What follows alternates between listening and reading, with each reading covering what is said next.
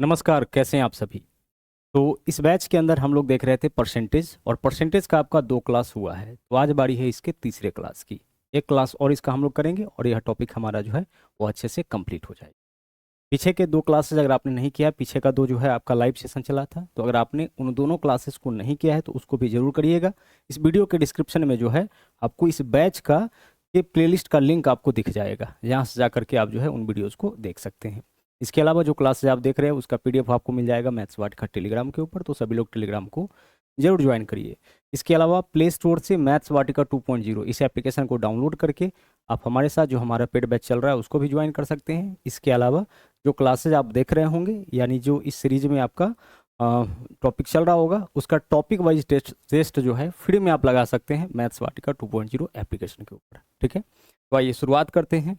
और आज के क्लास में हम लोग कुल मिलाकर के 4 टाइप के क्वेश्चन को कवर करने वाले हैं।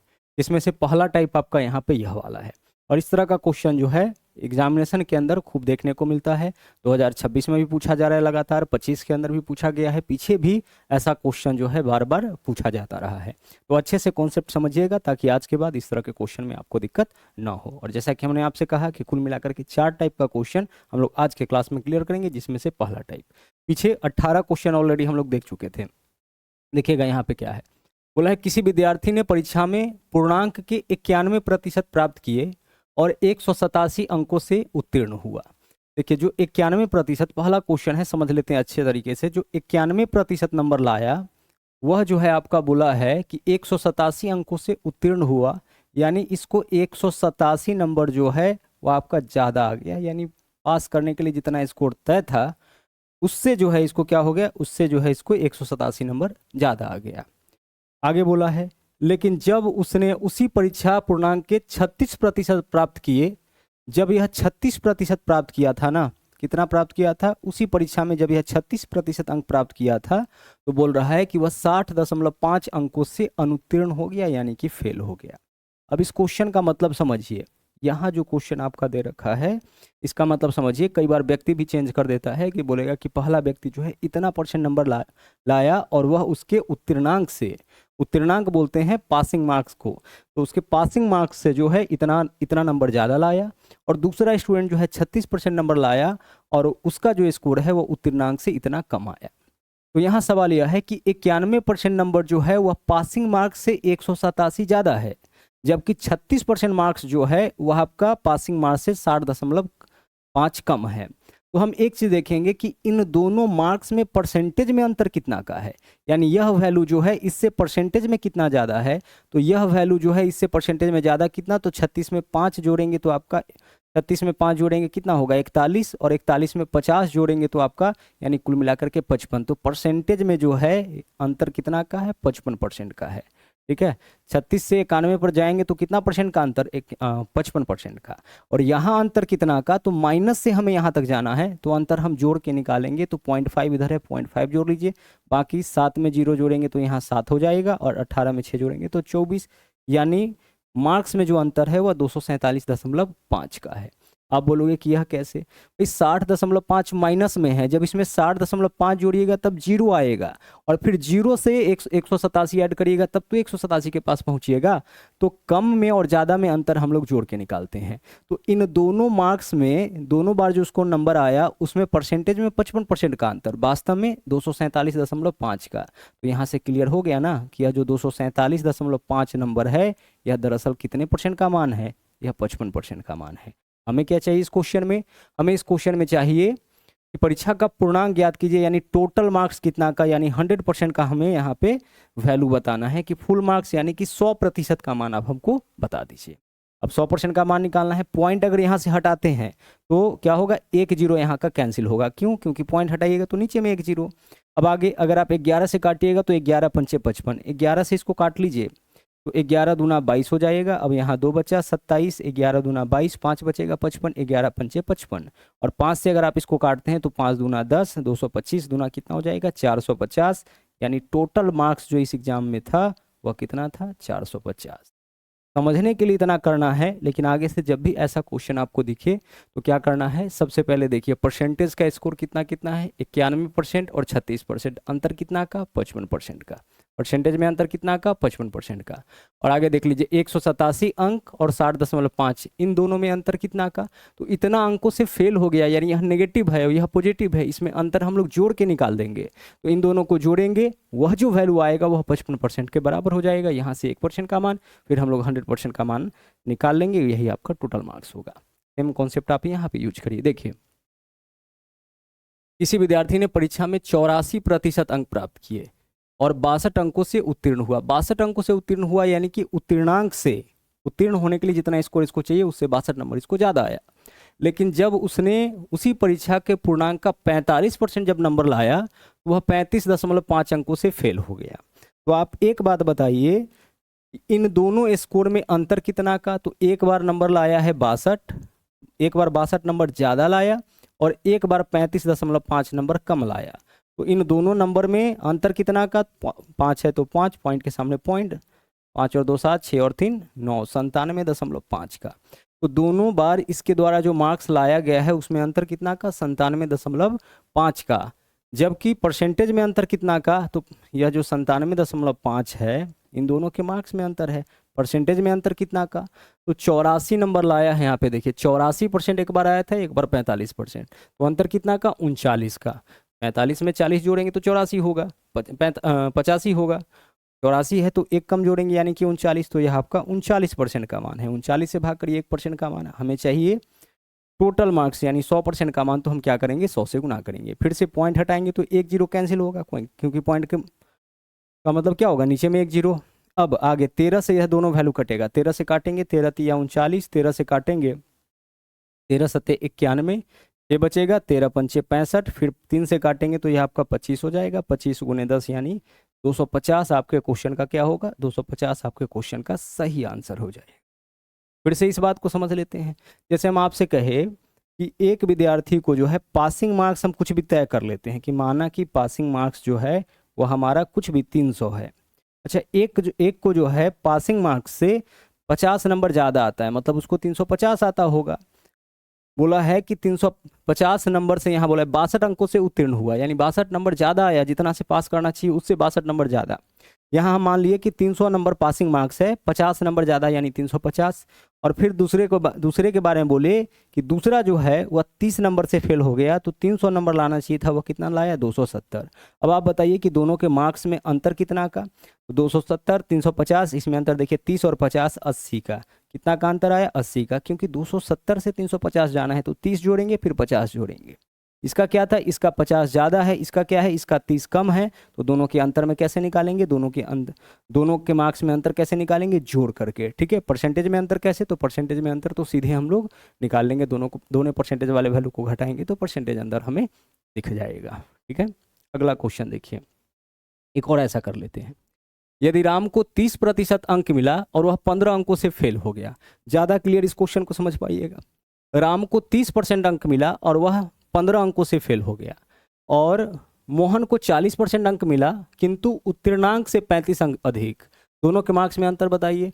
यह 15 नंबर से फेल हुआ है और इसको 35 नंबर ज़्यादा आया, तो 15 और 35 में -15 हो गया ना, और प्लस 35, अंतर कितना का, आप बोलिएगा अंतर 50 का हो जाएगा। एक नेगेटिव है एक पॉजिटिव है, अंतर जोड़ के 50 का। दोनों के मार्क्स में अंतर कितना का, 50 का। एक 15 नंबर से फेल हुआ है और एक को 35 नंबर ज़्यादा आया, किससे, उत्तीर्णांक से। हम मान लेते हैं कि उत्तीर्ण होने के लिए 100 नंबर चाहिए, तो जो 15 नंबर से फेल हुआ है उसको तो 85 नंबर आया होगा, और जिसको जो है 35 अंक अधिक आया उसको तो 135 नंबर आया होगा। तो आप बताइए कि यह वैल्यू इससे कितना ज़्यादा, तो 15 और 35 50 ज़्यादा नहीं है, तो हम डायरेक्ट इसको लिख लेंगे कि 15 नंबर से फेल 35 ज़्यादा यानी अंतर 50 का। परसेंटेज में अंतर देख लीजिए, राम को 30%, इसको 40% यानी 10 का, तो 50 जो है वह 10% का मान हो गया। परसेंटेज में राम और मोहन के मार्क्स में अंतर 10% का और वास्तव में 50 का, तो 50 जो है वह 10% का मान। अब अगर पूछा जाए कि कुल स्कोर बताइए, तो हम क्या करेंगे, हम 100% का यहाँ पे मान निकाल लेंगे। हम क्या करेंगे, 100% का मान निकाल लेंगे। लेकिन इस क्वेश्चन में हमें क्या बताना है समझिएगा। चलिए हम निकाल लेते हैं पहले। 0 से 0 कैंसिल आपका हो गया, 500 आपका क्या हो गया, 500 आपका हो गया टोटल मार्क्स। लेकिन इस बार क्वेश्चन में ना हमें टोटल मार्क्स नहीं बताना है, आपसे पहले तक यही बताना था कि फुल मार्क्स बताइए कि परीक्षा कुल कितने नंबर का हुआ था, पूरा मार्क्स बताना है। अब से पीछे जो क्वेश्चन की थी उसमें क्या पूछा गया था कि परीक्षा का पूर्णांक ज्ञात कीजिए, यानी पूरे 100% का मान बताइए। यहाँ क्या बोला है, उत्तीर्ण होने के लिए कितने प्रतिशत अंक की आवश्यकता है। तो यह क्या निकला, यह तो आपका टोटल मार्क्स निकला। अब पास करने के लिए कितना नंबर चाहिए, कितना प्रतिशत नंबर चाहिए, तो हम देखेंगे कि राम को कितना परसेंट नंबर आया, 30%। किसका, यह जो टोटल मार्क्स है 500, इसका 30% नंबर किसको आया, सर इसका 30% यानी कि 30/100 नंबर राम को आया था। क्या राम पास कर गया था, नहीं, इतना नंबर लाने के बाद यह 15 नंबर से फेल हो गया था, यानी 15 नंबर जब आप इसमें जोड़िएगा तब जा करके क्या निकलेगा, आपका पासिंग मार्क्स निकलेगा। तो पासिंग मार्क्स तो आपका इतना ही होगा। राम जब 30% नंबर लाया किसका, टोटल मार्क्स का, तो टोटल मार्क्स तो हम निकाल लिए 500, तो 500 का 30% निकालिए। अब 500 का 30% नंबर ला करके क्या राम पास किया है, नहीं, यह 15 नंबर से फेल हो गया। तो इसमें 15 नंबर जोड़ दीजिए, पासिंग मार्क्स आपका निकल जाएगा। यहाँ से देखिए 00 से आप 00 काट लीजिए, 5 × 30 150, 150 + 15 क्या हो जाएगा, 165, यानी पासिंग मार्क्स आपका 165 हो गया। तो आप कितना परसेंट मार्क्स चाहिए पास होने के लिए, निकाल सकते हैं। तो पासिंग परसेंटेज यहाँ पे निकाल सकते हैं, क्या हो जाएगा, पासिंग मार्क्स परसेंटेज 165 नंबर लाया, कोई लाएगा तभी जाकर के वह पास करेगा। कुल कितना नंबर में, 500 नंबर में। परसेंटेज के लिए क्या कर लेंगे, हम 100 से गुना कर लेंगे। सोल्व करिए, देखिए 00 से 00 कैंसिल हो गया, 5 से काटेंगे तो 5 × 15 और यहाँ पे 1 बचेगा, 15, 5 × 15, 30% तो पर तो फेल हो गया था, तो आंसर क्या हो जाएगा, 33% पासिंग मार्क्स होगा। कितना, 33%। आंसर क्या होगा, 33%। ध्यान रखिएगा कि जो भी आंसर होगा, पासिंग परसेंटेज जो होगा वह 30 से कम नहीं हो सकता है, 40 से ज़्यादा नहीं हो सकता है। कई बार इस तरीके से भी ऑप्शन आपका छट जाता है। 30 से कम क्यों नहीं होगा, 30% नंबर लाया तब तो यह फेल ही किया है, ठीक है। तो 30% से कम जो लाएगा वह तो फेल ही हो, 30% से कम तो आपका पासिंग मार्क्स नहीं हो सकता है। और 40% नंबर जो मोहन लाया, पासिंग मार्क्स से 35 ज़्यादा लाया है, तो पासिंग मार्क्स जो है आपका 40% से तो कम ही होगा। तो हमारा आंसर क्या होगा, हमारा आंसर 40 से कम और 30 से क्या होगा, 30 से ज़्यादा होगा।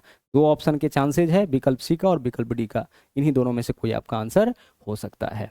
ठीक है, उम्मीद करते हैं कि कॉन्सेप्ट आपका यहाँ पे अच्छे से क्लियर हो गया होगा, और इस तरह का क्वेश्चन अगर आगे मिलेगा तो आप उसको बना सकते हैं। अब आइए अगले क्वेश्चन में आते हैं। अगला क्वेश्चन जो है वह आपका वेन डायग्राम टाइप है। इस क्वेश्चन को हम लोग कैसे बनाएंगे, वेन डायग्राम मेथड से बनाएंगे, और साथ में एक आपको यहाँ पे और शॉर्टकट तरीका भी बताया जाएगा। लेकिन पहले वेन डायग्राम आप समझ लीजिए। वेन डायग्राम क्या होता है, बोला है किसी सभा में 40% लोग चाय पीते हैं, 50% लोग कॉफ़ी और 10% लोग चाय और कॉफ़ी दोनों पीते हैं। अब एक छोटा सा कॉन्सेप्ट पहले आप अच्छे से समझ लीजिए, फिर इस क्वेश्चन पे आते हैं हम लोग।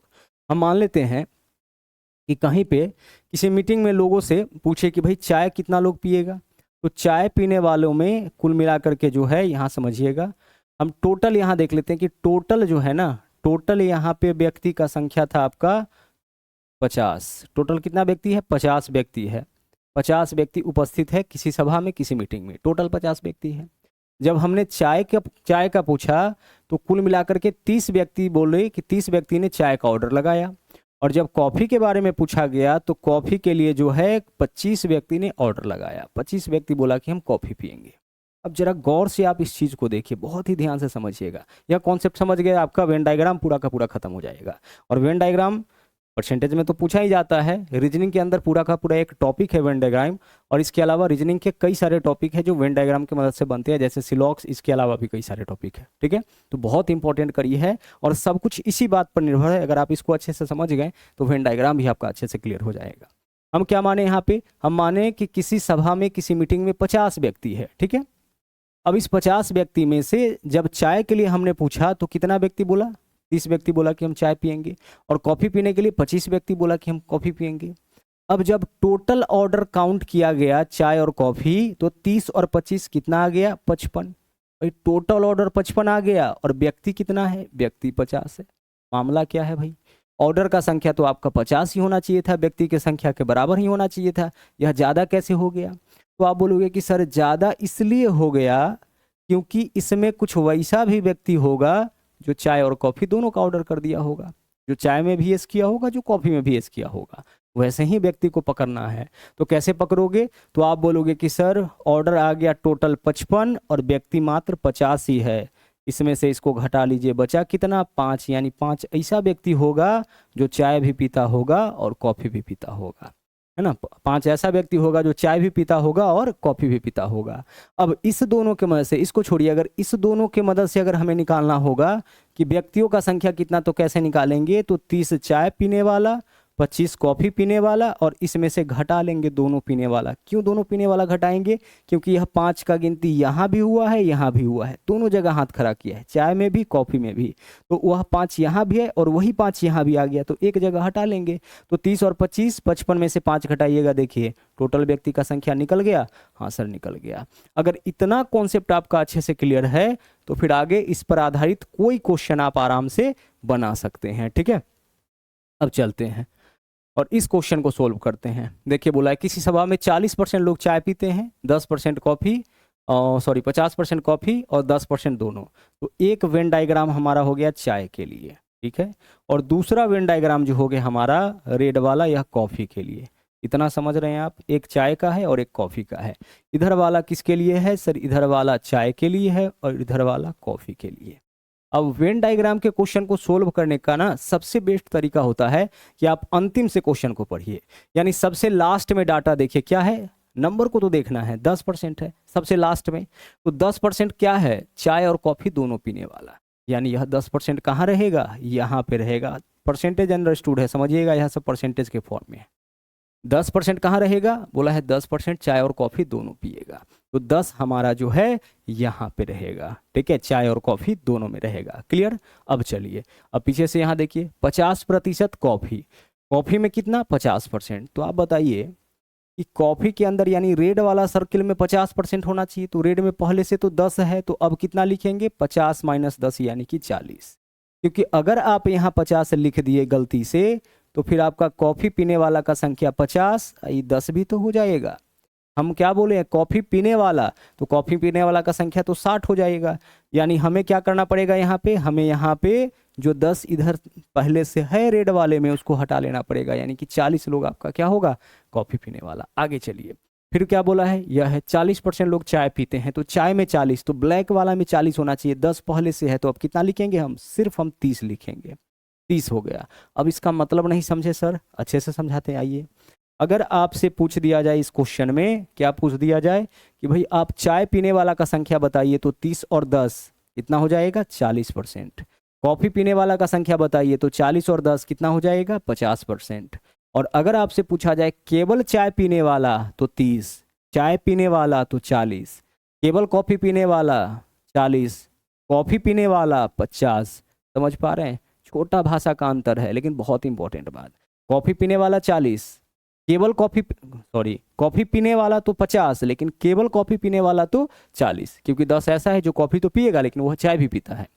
तो कॉफ़ी पीने वाला बोलेंगे तो कॉफ़ी के अलावा भी कुछ पीता होगा वह भी चलेगा, तो कॉफ़ी पीने वाला 50 हो जाएगा। अब अगर हम आपसे पूछे चाय नहीं पीने वाला, वही चाय नहीं पीने वाला कौन होगा, ये होगा, ये तो ब्लैक में जो भी होगा वह चाय पीने वाला। चाय नहीं पीने वाला 40, कॉफ़ी नहीं पीने वाला जो रेड में नहीं है क्या होगा 30। चाय नहीं पीने वाला यानी केवल कॉफ़ी पीने वाला, और कॉफ़ी नहीं पीने वाला यानी केवल चाय पीने वाला। समझ रहे हैं।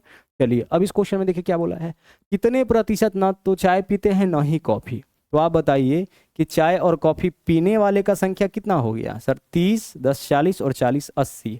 80 तो हो गया आपका चाय और कॉफ़ी पीने वाला, या क्या है आपका, यह आपका पीने वाला है। ठीक है, तो नहीं पीने वाला क्या हो जाएगा, तो आप बताइए कि परसेंटेज में टोटल क्या होता है 100%। 100 में से जो है 80 आपका पीने वाला है, शेष क्या बच गया, शेष आपका 20% बच गया, यह आपका नहीं पीने वाला होगा। आंसर इस क्वेश्चन का विकल्प सी। आंसर क्या करेंगे, विकल्प सी। अगर कभी क्वेश्चन ऐसे दे दे, बोला जाए कि यह आपका चाय पीने वाला, यह कॉफ़ी पीने वाला और एक आपका लस्सी पीने वाला, इस तरीके से, तो वेन डायग्राम हम ऐसे बनाएंगे। और हमेशा कोशिश क्या करेंगे, पहले तीनों में जो कॉमन डाटा है उसको रखेंगे, फिर 2 वाला कॉमन जो होगा उसको रखेंगे, और फिर अकेले अकेले वाला जो डाटा होगा उसको रखेंगे। ठीक है, तो ऐसा क्वेश्चन आपका रीजनिंग के अंदर पूछा जाता है, मैथमेटिक्स में इसी तरीके से सवाल आएंगे। अब यह तो आपका वेन डायग्राम मेथड हो गया। एक चीज़ और है, ऐसे क्वेश्चन को सोल्व करने का एक और मेथड हम लोग यूज करते हैं, और वह सेकेंड मेथड जो है वह आपका क्या है समझिएगा। सेकेंड मेथड में हम लोग एक फॉर्मूला यूज करते हैं, और वह फॉर्मूला है पास बराबर पास प्लस पास माइनस पास, पास बराबर पास प्लस पास माइनस पास। अब बोलिएगा सर पास क्यों लिख दिए आप, तो ज़्यादातर जो यह क्वेश्चन है आपका पूछा जाता है वह सब्जेक्ट को लेकर के कि इतना गणित में पास, इतना जीव विज्ञान में पास, इतना दोनों में पास, ऐसे करके सवाल आता है। इतना बोलेगा कि गणित में फेल, इतना अंग्रेजी में फेल, इतना दोनों में फेल, तो इस तरह से क्वेश्चन आता है। तो हम लोग पास बराबर पास प्लस पास माइनस पास लिख दिए। अब यहाँ कैसे लगाएंगे?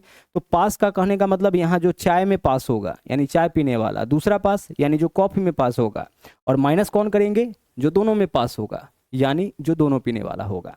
तो ध्यान रखना है कि पास वाला में क्या रहेगा? पास से पास। पास से पास कहने का मतलब कि जो पहला में पास, जो दूसरा में पास, और घटाना है जो दोनों में पास। घटाए थे ना, चाय प्लस कॉफी में से दोनों वाला घटाए थे। हाँ, और एक और अगर फेल वाला निकालना होगा तो फेल वाले में यानी नहीं पीने वाले में तो हम क्या करेंगे? Fail minus fail plus fail minus fail. Fail वाला में फेले फेल और पास वाला में क्या होगा? पास वाला में पास से पास। दोनों एक ही फॉर्मूला है। अब आइए यूज करते हैं इसका। 40% लोग चाय पीते हैं तो इसी का उपयोग करेंगे ना। 40% क्या पीता है? चाय पीता है। पीने वाला है, नेगेटिव नहीं बोला है, तो इस वाला का उपयोग कर लीजिए। अगर बोलेगा नहीं पीने वाला तो फेल वाला उपयोग कर लेंगे। लेकिन ध्यान रखिएगा कि सबका सब इसमें जो है पॉजिटिव होना चाहिए। तो 40% चाय पीने वाला बोला ना, फिर 50 कॉफ़ी पीने वाला, और 10 जो है दोनों में पास। चाय में पास, कॉफ़ी में पास, दोनों में पास। क्या हो गया? 40 50 90 माइनस 10 80। 80 क्या है? 80 आपका पास निकला है।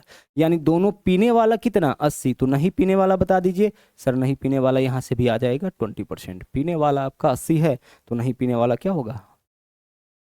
20% होगा। तो दोनों मेथड उम्मीद करते हैं कि अच्छे से समझ में आ गया होगा। अब चलते हैं आगे। अगला क्वेश्चन देखिए। बोला है किसी परीक्षा में 60% अंग्रेजी में उत्तीर्ण यानी कि पास, 70% हिंदी में पास और 40% दोनों में। तब अंग्रेजी और हिंदी दोनों में अनुत्तीर्ण यानी कि फेल छात्रों की संख्या बताइए। भाई क्या दिक्कत होगा? सर कोई दिक्कत नहीं होगा। यहाँ पे दो सब्जेक्ट है, अंग्रेजी और हिंदी। तो यह वेन डायग्राम हमारा हो गया अंग्रेजी के लिए, यह वाला डायग्राम हो गया हिंदी के लिए। यहाँ कॉमन जरूर करिएगा। यह किसका है आपका? यह वेन डायग्राम आपका अंग्रेजी के लिए है, और यह जो वेन डायग्राम है आपका किसके लिए है? यह आपका हिंदी के लिए। ठीक है, चलिए हम सबसे पहले कॉमन डाटा रखते हैं। तो देखिए क्या बोला है? 40% दोनों में। बोला है 40% दोनों में यानी इतना दोनों में पास है। आगे 60% अंग्रेजी में, अंग्रेजी में 60, तो यहाँ 40 लिख चुके हैं तो कितना लिखेंगे? 20। आगे 70% हिंदी में, तो हिंदी में 40 आ चुका है, कितना लिखेंगे? 30। अब क्या बताना है? अंग्रेजी और हिंदी दोनों में अनुत्तीर्ण। उत्तीर्ण कितना? 20 40 60 30 90। तो 90 तो आपका क्या हो गया? 90 आपका जो है 90 परसेंट के फॉर्म में पास। तो आंसर क्या होगा? आंसर हो जाएगा हमारा, फेल पूछा है ना 10%। जब 90% पास ही है तो फेल तो शेष ही होगा ना। भाई 90% पास हो गया तो 10% फेल हो गया। अगर पास पूछता तो 90% आंसर, फेल पूछ रहा है तो 10% आंसर। अगला देखिए सवाल क्या है। किसी परीक्षा में 52% विद्यार्थी हिंदी तथा 42% अंग्रेजी में फेल और 17% दोनों विषय में फेल हुए। ठीक है भाई, इस बार डाटा सब हमारा किसका है? सब डाटा जो है हमारा फेल का है। टोटल डाटा किसका है? टोटल डाटा फेल का है। यह आपका हो गया वेन डायग्राम किसका? यह वेन डायग्राम हो गया हिंदी का। और यह वेन डायग्राम किसका हो गया? यह वेन डायग्राम हो गया आपका, यह आपका किसका हो गया? हिंदी का। ठीक है, यह आपका एक तो हिंदी है और दूसरा जो है आपका क्या है? दूसरा आपका यहाँ पे अंग्रेजी है। और फिर क्या बोला है? फिर आपका बोला है 17% विद्यार्थी दोनों विषय में फेल। देख लीजिएगा सब फेल वाला ही डाटा है ना। 52% हिंदी में, 42% अंग्रेजी में फेल, 17% दोनों में। तो सबसे पहले हम कॉमन डाटा रखेंगे, तो 17% दोनों में फेल। अब आगे देखिए, फिर 52% हिंदी में, तो हिंदी में 52 यानी कि यहाँ क्या हो जाएगा? 52 माइनस 17, 35 7 42 10 52। आगे देख लीजिए 42% कहाँ? अंग्रेजी में फेल, तो 17 इधर आ गया है, यानी 17 और 25 क्या हो जाएगा? 17 और 25 आपका 42 हो जाएगा। देखिए अंग्रेजी में 42 है, हाँ है। हिंदी में आपका 52 है, हाँ है। अब क्या बोला है? कितने प्रतिशत दोनों विषय में पास हुए? तो फेल वाला का संख्या आप बता दीजिए कितना है। आप जोड़िएगा यहाँ से, तो 45 और 17 52, 52 और 25 क्या होगा? 77। तो 77% तो आपका फेल है। फेल क्यों है? क्योंकि यह डाटा किसका था? यह सब डाटा जो है आपका फेल का दिए हुए क्वेश्चन में देख लीजिए, तो ये फेल है। तो 77% तो फेल है। तो आंसर क्या हो जाएगा? पास कितना होगा दोनों विषय में? शेष क्या बचा? 100 माइनस 77 कितना हो जाएगा? 23। तो 23% आपके क्वेश्चन का सही आंसर होगा विकल्प सी। चेक कर लीजिए एक बार। 35 और 17 52, 52 और 25 कितना हो जाएगा? 77। ठीक है ना, दोनों विषय में फेल। अच्छा, फेल वाला फॉर्मूला भी तो लगा सकते थे, फेल बराबर fail plus fail minus fail. तो क्या होता, 52 प्लस 42 कितना हो जाता है आपका 94, और 94 में से 17 घटाते तो 77, 77 आपका फेल, तो पास कितना, शेष जो बचेगा वही pass. Fail plus fail minus fail लगा सकते हैं। यहाँ देखिए 70% विद्यार्थी अंग्रेजी में पास, 80% विद्यार्थी गणित में पास और 10% विद्यार्थी दोनों में फेल। जरा गौर से देखिए, 70% अंग्रेजी में पास, 80% गणित में पास और 10% दोनों में फेल। समझ पा रहे यह बात, क्या बोला यहाँ, दोनों में फेल। अब यहाँ जो डाटा है आपका, यहाँ पे जो डाटा दिया है वह क्या है, ऊपर का दोनों पास का डाटा है और लास्ट वाला जो है वह फेल का डाटा है। तो हम क्या करेंगे, हम सबको या तो पास के फॉर्म में लेके जाएंगे या फिर फेल के फॉर्म में लेके जाएंगे।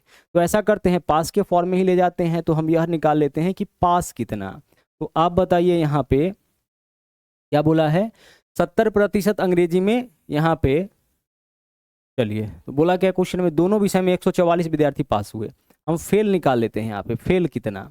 तो आप एक चीज बताइए कि 70% अंग्रेजी में पास हुआ है, यानी अंग्रेजी में फेल कितना हुआ होगा 30%, और 80% जो है आपका गणित में पास, यानी गणित में फेल कितना हुआ होगा 20, और 17 क्या है, सॉरी 10% क्या है, दोनों में फेल। तो 10 को हटा लीजिए, देखिए क्या वैल्यू आता है, 30 20 50 में से 10 घटाएंगे कितना हो जाएगा आपका 40, यानी 40% क्या है आपका, 40% जो है आपका फेल है। 40% क्या है, 40% आपका फेल है। तो पास कितना है, तो आप बोलोगे कि सर 40% तो फेल है, इसका मतलब कि दोनों सब्जेक्ट में जो पास होगा वह कितना है, दोनों में जो पास होगा वह 60%। हम क्या किए, सबको एक फॉर्म में कन्वर्ट कर दिए, सबको फेल बना दिए। तो इतना आपका फेल हो गया अंग्रेजी में, इतना फेल हो गया हिंदी में, और इतना फेल हो गया दोनों में। तो 10 तो दोनों जगह काउंट हुआ होगा, उसको हम इकट्ठा कर लिए, 30 20 50 माइनस 10 40, 40% फेल स्टूडेंट है। तो 40% फेल स्टूडेंट है, तो पास कितना होगा 60%। 40 तो फेल हो गया, या तो हिंदी में या अंग्रेजी में या दोनों विषय में फेल, तो 40% फेल हो गया, बचा कितना 60%, यही पास हुआ होगा दोनों विषय में। तो दोनों विषय में पास का संख्या कितना 60%। यहाँ बोला क्या बोला है, 144 विद्यार्थी पास हुए। आप बताइए कि दोनों विषय में पास विद्यार्थी कितना 144, परसेंटेज में कितना 60, तो 144 60% का मान नहीं हो गया। पूछा है कुल विद्यार्थियों की संख्या यानी 100% का मान, तो 100% का मान निकाल लीजिए। ठीक है, सोल्व करिए इसको। अगर आप काटिएगा 20 तिया 60 हो जाएगा और 20 पंचे 100 हो जाएगा, और 3 से काटिएगा तो 3 चौके 12, यहाँ पे क्या बचेगा 2, 3 अठे 24, 48 पंचे 240, 240 आपके क्वेश्चन का क्या होगा, राइट आंसर हो जाएगा। पूछा क्या है क्वेश्चन में, पूछा है विद्यार्थियों की कुल संख्या। तो परसेंटेज और रियल डाटा में संबंध पता चल रहा है। संबंध क्या पता चल रहा है कि 144 विद्यार्थी ऐसे हैं जो दोनों विषय में पास हुए, परसेंटेज में कितना 60, 144 60% का मान है, 60 से भाग करेंगे 1% का मान, फिर हम लोग 100% का मान निकाल लेंगे। दो टाइप देख लिए, अब बारी है तीसरे टाइप की।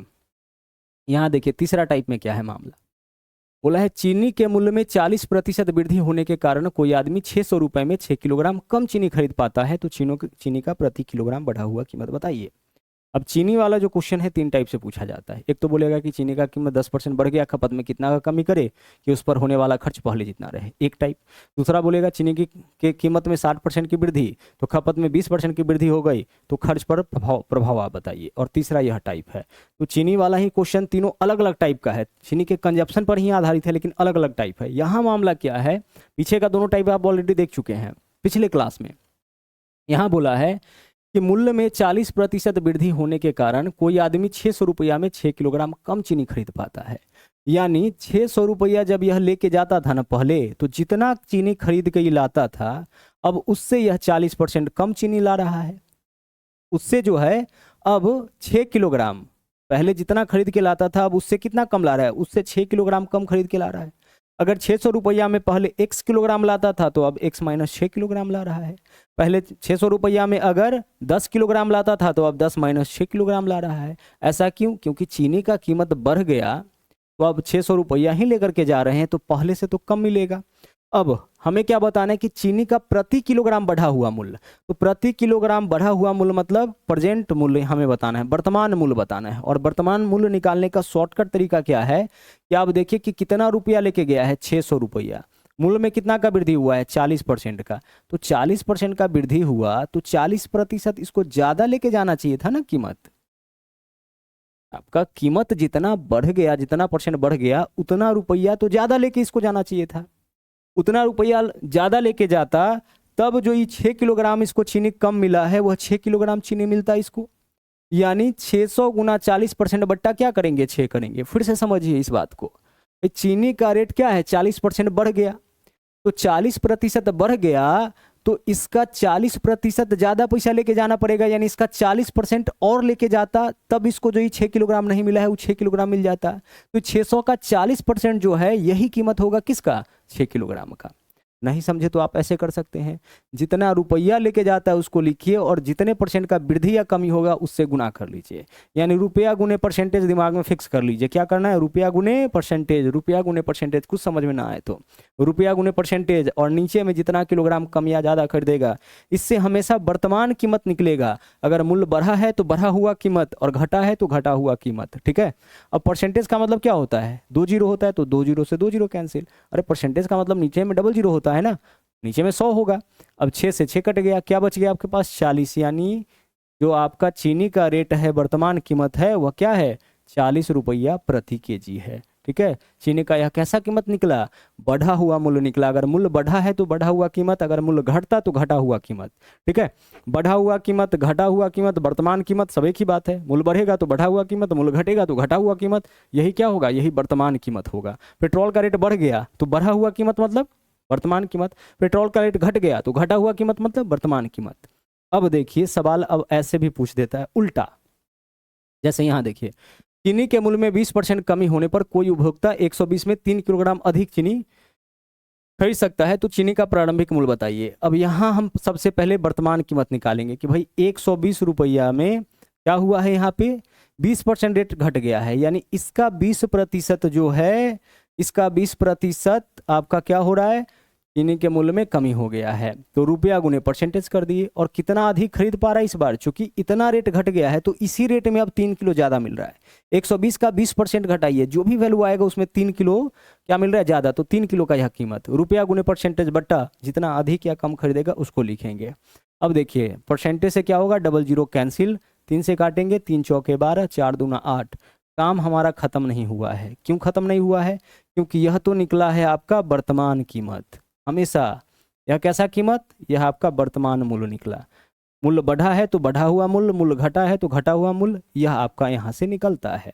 लेकिन हमें इस क्वेश्चन में क्या बताना है, हमें बताना है चीनी का प्रारंभिक मूल्य क्या था, है ना, कितना है या कितना था। प्रारंभिक मूल्य यानी पहले मूल्य, पहले वाला मूल्य। पहले वाला मूल्य मतलब ये तो जो मूल्य आप निकाल दिए ना, यह वृद्धि हुआ है तो वृद्धि के बाद या कमी हुआ है तो कमी के बाद। तो मूल्य में क्या बोला था, 20% की कमी, यानी ये जो 8 रुपया रेट निकाले हैं ये तो 20% कम है, यानी 80% का मान है। 20% कमी के बाद कीमत इतना है, यानी 8 रुपया 80% का ही मान है। पहले वाला कीमत बताइए, यानी पहले तो 100% रहा होगा, 100% का मान बता दीजिए। सोल्व करिए, 0 से 0 गया, 8 से 8 गया, क्या आया 10, यानी 10 रुपया प्रति केजी, यही आपके क्वेश्चन का आंसर हो जाएगा। समझ पा रहे हैं, यह वर्तमान कीमत निकला और यह क्या निकला, यह आपका निकला प्रारंभिक मूल्य। क्या निकला, प्रारंभिक मूल्य। अगर परसेंटेज को समझ रहे हैं तो यह कॉन्सेप्ट बहुत अच्छे से समझ में आया होगा कि भाई वर्तमान कीमत आपका 8 रुपया है। अब वर्तमान कीमत मतलब 20% कमी होने के बाद, तो किसी वस्तु में, किसी वस्तु की कीमत में 20% कमी के बाद मूल्य इतना, पहले कितना, तो यह 20%, 8 रुपया 20% कम का मान है, यानी 80% का मान है। हमें इसका वास्तविक मूल्य चाहिए, यानी कि 100% का मान, तो हम क्या करेंगे, 100 से यहाँ पे गुना कर लेंगे। क्लियर। चलिए, तो इस तरीके से आपका यह टाइप भी क्लियर हो गया। लगभग 3-4 टाइप का क्वेश्चन आज के क्लास में हम लोग देखे हैं और एक क्लास और इसका हम लोग करेंगे, तब जा करके यह टॉपिक आपका अच्छे से कंप्लीट हो जाएगा और बारी बारी से सभी टॉपिक आपका हम लेकर के आएंगे इसी तरीके से। ठीक है। अभी आप देख रहे हैं परसेंटेज का एक और क्लास होगा, फिर हम प्रॉफिट एंड लॉस का पूरा जो नया पैटर्न का क्वेश्चन है, जो नए तरीके से सवाल पूछा जा रहा है, उन सभी क्वेश्चन को भी आपको यहाँ पे शामिल किया जाएगा। बिल्कुल नया वाला सब सवाल आपको बताया जाएगा। तो आज के लिए इतना ही, मिलेंगे हम लोग कल के क्लास में। और हाँ, अगर आप हमारे साथ जो हमारा पेड बैच चल रहा है, जैसे अगर रेलवे एग्जाम की तैयारी कर रहे हैं तो रेलवे के लिए रेलवे फाउंडेशन बैच है, जिसके अंदर कंप्लीट मैथमेटिक्स और रीजनिंग दोनों आपको मिलेगा। इसके अलावा प्रीवियस ईयर सेट भी आपको मिलेगा। तो यह कंप्लीट पैकेज आपका मैथ्स का, रीजनिंग का, सारे रेलवे एग्जाम के लिए। आपको पता है रेलवे का एग्जाम लगातार आपका हो रहा है, तो अलग अलग एग्जाम के लिए आपको अलग अलग बैच लेने का आवश्यकता नहीं है, एकमात्र ऐसा बैच है जो कि सभी एग्जाम के लिए सफिशिएंट होगा। और इसके अंदर अभी ऑफर चल रहा है जो कल तक वैलिड है ना, सॉरी आज रात तक ही है। आज रात में 12 बजे के बाद यह ऑफर आपका समाप्त हो जाएगा और लगभग 50% सभी बैचेस के ऊपर डिस्काउंट चल रहा है। इसके अलावा अगर आप बिहार एसएससी एग्जाम का तैयारी कर रहे हैं तो उसके लिए आपका स्पेशल बैच है, उसमें भी आपको मैथ्स और रीजनिंग दोनों मिल जाएगा। ठीक है, बाकी अगर आप फाउंडेशन मैथ लेना चाहते हैं तो मैथ फाउंडेशन बैच भी आपको वहाँ पे दिख जाएगा। तो आज के लिए इतना ही, मिलेंगे फिर से हम लोग अगले क्लास में। थैंक यू वेरी मच, जय हिंद।